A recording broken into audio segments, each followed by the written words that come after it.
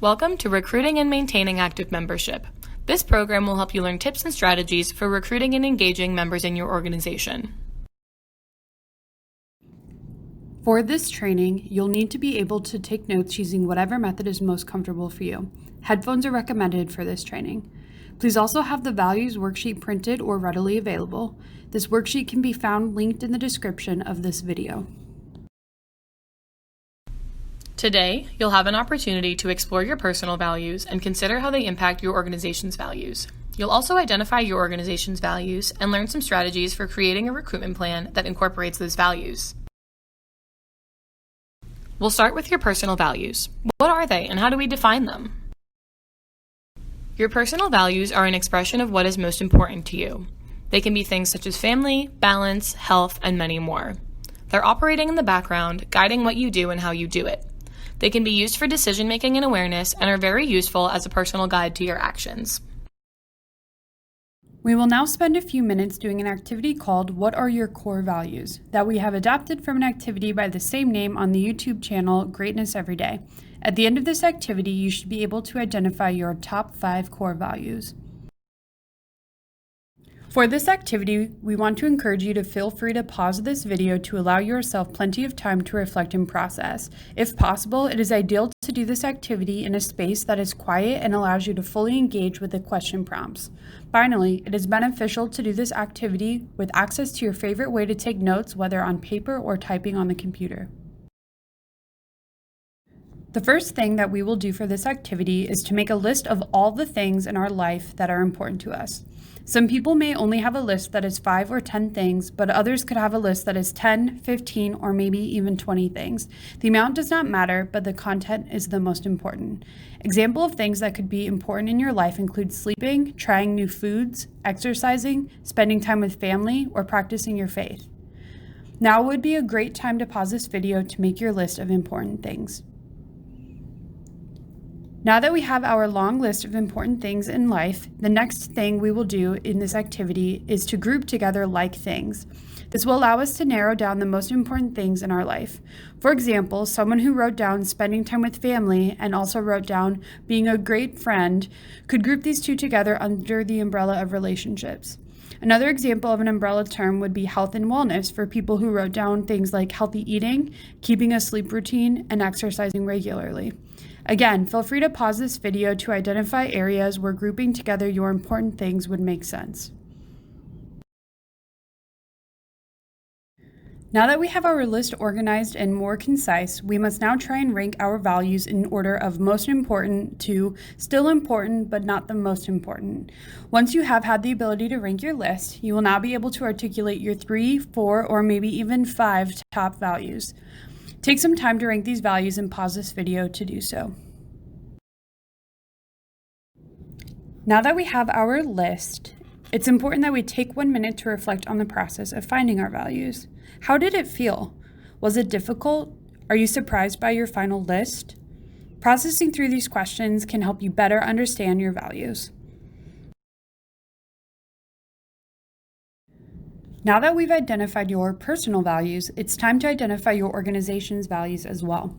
Using the values worksheet linked to the description for this video, select 10 of the listed values that you feel are important to your organization. Then rank them 1 through 10 in order of most important to least important. Don't forget, it's totally normal for personal values and organizational values to change over time.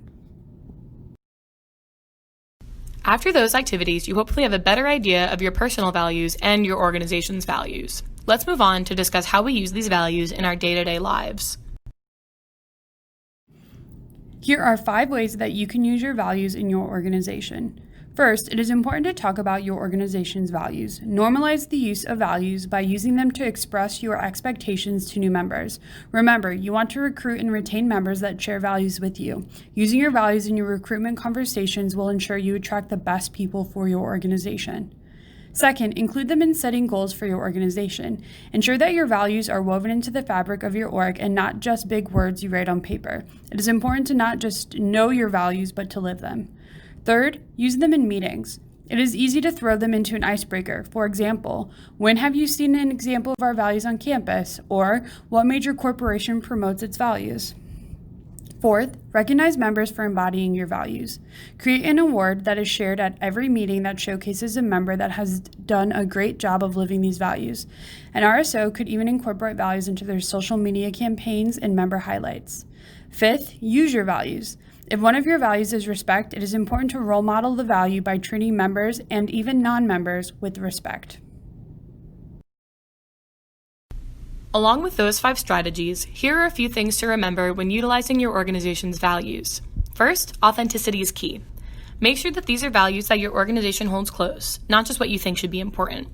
If you and your members don't believe in them, it will be hard to use them and feel inauthentic. What you market to new students might be different than what you market to returning students. Students are at different stages in their college careers. Some might be interested in professional development and networking, and others might just want to make friends. Think of the values of your audience when you advertise. What values mean to one member may be different for another. People have different experiences with honesty, community, humor, and all of the values discussed. Make sure everyone in the conversation has a common understanding of what you mean by your values. What does honesty mean to your organization? Finally, be realistic and specific in the communication of values. If timeliness is one of your organization's values, great. Be realistic in what you expect from people and how you communicate this. Will people be penalized for lateness? Do you expect an email if people are going to be late? Be specific. After identifying values and reflecting how they're used in our practices, we can dive deeper into how to use them when recruiting members. When creating a recruitment plan, consider a timeline. When are the best times of year to recruit new members? How often will you take in new members? Create goals. How much would you like your membership to grow in the coming academic year? Make sure these goals are specific, measurable, and have a time limit. For example, we'd like to welcome 10 new members into this organization in the next 3 months. Create recruitment methods. How will you recruit? What will you use? Social media, flyers, and events are all common ways of recruiting. Infuse your organization's values. How will potential new members know what your organization values? How will you use these values while recruiting members? Remember, good works is good recruitment. People who attend your events, donate at your fundraisers, or ask questions about your organization are the best people to try and recruit to join your organization. People who attend your events presumably value the same type of event that you're hosting, and as such already highlight how their personal interests match those of your organization. Incorporate your values into your recruitment plan and into all of the events you host, so then that way you can better recruit people who highlight the same values that you have. Now that we have identified how to recruit members, we must now talk about how to maintain those members. The Student Engagement Office has a few different suggestions on how to maintain your membership past recruitment. It is important to acknowledge that just because someone shares your values does not mean that they may be the perfect member. It is important to teach your members how to be the perfect member. This can be done by clearly communicating expectations of membership throughout recruitment, but to also provide continual reminders of these expectations. Maybe your organization wants to have your members sign an expectations document, or throughout the semester you send out membership updates notifying your members of how they are doing on their obligations. For example, if you require members to attend 3 out of the 4 meetings you host in a semester, maybe you send out a report card that identifies how many meetings they have attended so they know if they are meeting those expectations. Ultimately, it is important that your leadership team understands that they also have expectations to meet for their members. If you recruit members saying you host socials and networking events, it is important that you actually host those types of events. On the same note, it is very important to define in your constitution how you know that someone is a member of your organization. Is showing up to meetings in of itself enough? Do you want them to also volunteer with your organization at least once before they are officially a member? Knowing who's actually a member helps you ensure you are meeting the needs of those members in a way that wants them to stick around. On the same note, it is very important to define in your constitution how you know that someone is a member of your organization. Is showing up to the meetings in of itself enough? Do you want them to also volunteer with your organization at least once before they are officially a member? Knowing who actually is a member helps you ensure you are meeting the needs of those members in a way that makes them want to stick around. When they are officially a member, make sure to add them to your Canvas shell so SEO knows who the members of your organization are, but also be sure to add them to your GroupMes, Discords, email lists, etc., so they are kept up to date on organization business and so they can develop those relationships with other members. Finally, be sure to enrich the lives of your members. Help make their collegiate career better by association. Spend time providing member development opportunities such as time management workshops, collaboration with the Career Development Center to plan networking events, or even bring back alumni to talk about how Holy Family has impacted their career. Congratulations on completing this training. To earn credit for this training, please complete the post-assessment that is linked to the description for this video. Recruitment plan templates can be found on the Student Engagement Office website if you would like to develop a plan based on the information presented in this session. Thank you for completing this module. Please email seo@holyfamily.edu with any questions, comments, or concerns. The template for this presentation was found on slidecarnival.com, a great free resource for slides presentations. All photos are from unsplash.com, another free resource full of high-quality photographs.